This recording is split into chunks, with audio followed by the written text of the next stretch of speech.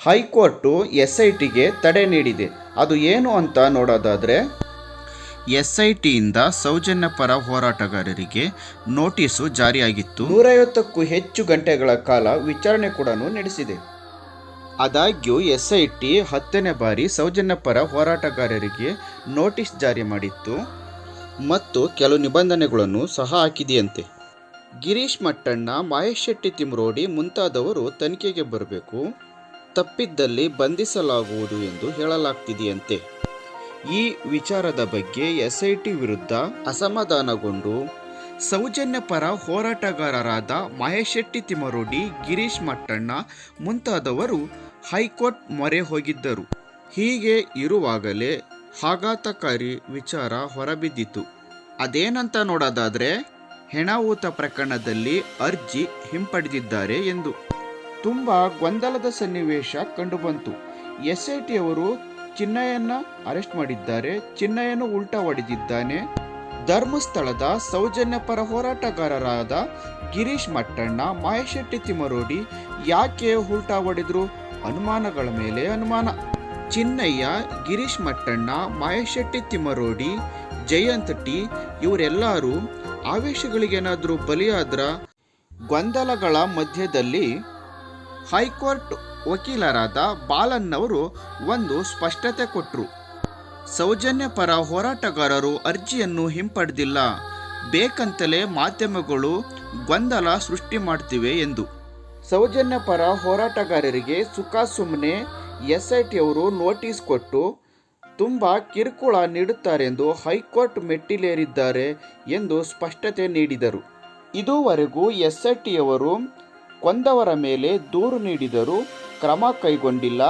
ಚಿನ್ನಯ್ಯನನ್ನು arrest ಮಾಡಿದ್ದಾರೆ, ಕೊಂದವರು ನಿರ್ಭೀತಿಯಿಂದ ಇದ್ದಾರೆ.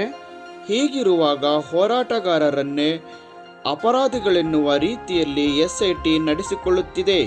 ಸೌಜನ್ಯ ಪರ ಹೋರಾಟಗಾರರನ್ನು ತನಿಖೆಯ ನೆಪ ಹೇಳಿ SIT ಬಂಧಿಸದಂತೆ ಹೈಕೋರ್ಟ್ಗೆ ಮನವಿ ಮಾಡಿಕೊಂಡರೆಂಬುದು ಕಂಡುಬಂದಿದೆ. ಇಲ್ಲಿ ಮುಖ್ಯವಾಗಿ ನೋಡೋದಾದರೆ, ಸೌಜನ್ಯಳನ್ನು ಕೊಂದವರು ಯಾರು ಎಂಬ ಪ್ರಶ್ನೆ. ಕೋರ್ಟ್ ಹೇಳ್ದಾಗೆ ಸಂತೋಷ್ ರಾವಂತೂ ಅಪರಾಧಿ ಅಲ್ಲ. ಕೊಂದವರು ಯಾರು ಎಂಬ ಪ್ರಶ್ನೆಗಳ ಮೇರೆಗೆ ಮುಖ್ಯಮಂತ್ರಿ ಸಿದ್ದರಾಮಯ್ಯನವರಿಗೆ ಅರ್ಜಿ ಸಲ್ಲಿಸಿ ತನಿಖೆ ನಡೆಸಬೇಕೆಂದು ಮನವಿ ಮಾಡಿಕೊಂಡಿದ್ದಾರೆ.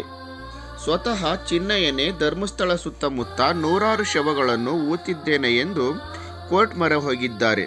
ಹೀಗಿರುವಾಗ SIT ಅವರು ಇದರ ಸತ್ಯಾಸತ್ಯತೆಯನ್ನು ಹೊರಗೆಳೆಯಲು ವಿಫಲರಾಗಿದ್ದಾರೆಯೇ ಎಂಬ ಪ್ರಶ್ನೆಗಳು ಸಹ ಎದ್ದಿವೆ.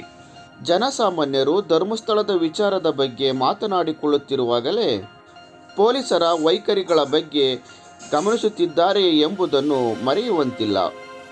ಹೀಗೆಲ್ಲ ವಿಚಾರಿಸುತ್ತಿರುವಾಗಲೇ ಹೈಕೋರ್ಟ್ನಿಂದ ಮಹತ್ತರವಾದ ತೀರ್ಪು ಹೊರಬಿದ್ದಿತು.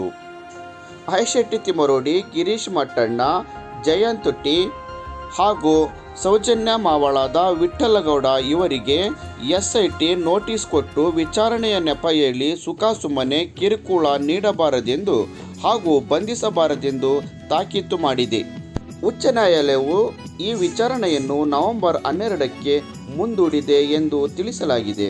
SIT ಅವರು ಸರಿಯಾದ ದಿಕ್ಕಿನಲ್ಲಿ ತನಿಖೆ ಮಾಡಬೇಕು, ಅಪರಾಧಿಗಳನ್ನು ಸಹ ವಿಚಾರಣೆಗೆ ಒಳಪಡಿಸಬೇಕು ಎಂದು ವಕೀಲರಾದ ಬಾಲನ್ನವರು ಮಾತನಾಡಿರುವುದನ್ನು ಸಹ ಗಮನಿಸಬಹುದು. ಒಂದು ಗಾಡಿ ಒಂದು ಕುದುರೆ ಗಾಡಿಯನ್ನು ಮುಂದೆ ಎಳೆದುಕೊಂಡು ಹೋಗಬೇಕು, ಆದರೆ ಕುದುರೆ ಗಾಡಿಯನ್ನು ಹಿಂದೆ ತಳ್ಳುತ್ತಾ ಇದೆ ಎಂದು SITಯ ಬಗ್ಗೆ ವ್ಯಂಗ್ಯಭರಿತವಾಗಿಯೂ ಮಾತನಾಡಿದ್ದಾರೆ. ಗೆಳೆಯರೇ, ಪೊಲೀಸರಿಗಾಗಲಿ, ಹೋರಾಟಗಾರರಿಗಾಗಲಿ, ಜನಸಾಮಾನ್ಯರಿಗಾಗಲಿ, ದಣಿಗಳಿಗಾಗಲಿ ಕಾನೂನು ಎಲ್ಲರಿಗೂ ಒಂದೇ ಎಂಬುದನ್ನು ಮರೆಯುವಂತಿಲ್ಲ. ಮರೆಯದೆ ಸಬ್ಸ್ಕ್ರೈಬ್ ಮಾಡಿ, ಬೆಲ್ ಐಕಾನ್ ಮೇಲೆ ಕ್ಲಿಕ್ ಮಾಡಿ.